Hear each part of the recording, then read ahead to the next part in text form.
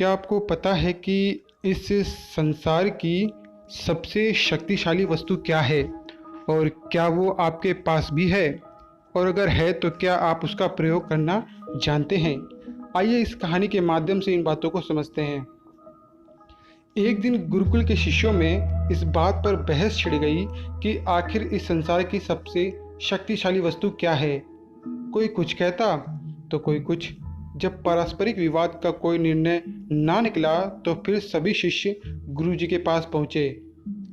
शिष्यों की बातों को सुना और कुछ सोचने के बाद बोले, तुम सबों की बुद्धि खराब हो गई है क्या? ये क्या अनाप शनाप निरर्थक प्रश्न कर रहे हो? इतना कहकर वे वहां से चले गए। हमेशा शांत स्वभाव रहने वाले गुरुजी से किसी ने इस प्रतिक्रिया की उम्मीद नहीं की थी।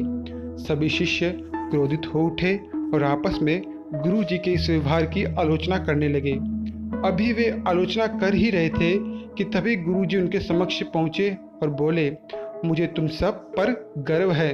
तुम लोग अपना एक भी क्षण व्यर्थ नहीं करते और अवकाश के समय भी ज्ञान चर्चा किया करते हो।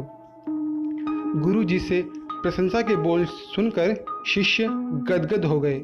उनका स्वाभिमान जागृत हो गया और सभी के चेहरे खिल उठे। गुरुजी ने फिर अपने उन सभी शिष्यों को समझाते हुए कहा, मेरे प्यारे शिष्यों, आज जरूर आप लोगों को मेरा व्यवहार कुछ विचित्र लगा होगा। दरअसल मैंने ऐसा जानबूझकर आपके प्रश्न का उत्तर देने के लिए किया था। देखिए, जब मैंने आपके प्रश्न के बदले में आपको भला बुरा कहा तो आप सभी क्रोधित हो उठे और मेरी आलोचना करने लगे, लेकिन जब मैंने आपकी प्रशंसा की तो आप सब प्रसन्न हो उठे। पुत्रों, संसार में वाणी से बढ़कर दूसरी कोई शक्तिशाली वस्तु नहीं है। वाणी से ही मित्र को शत्रु और शत्रु को भी मित्र बनाया जा सकता है। ऐसी शक्तिशाली वस्तु का प्रयोग प्रत्येक व्यक्ति को सोच समझ कर करना चाहिए। वाणी का माधुर्य लोगों को अपनी ओर आकर्षित कर लेता है। गुरु जी की बातें सुनकर शिष्यगण संतुष्ट होकर लौट आए और उस दिन से मीठा बोलने का अभ्यास करने लगे।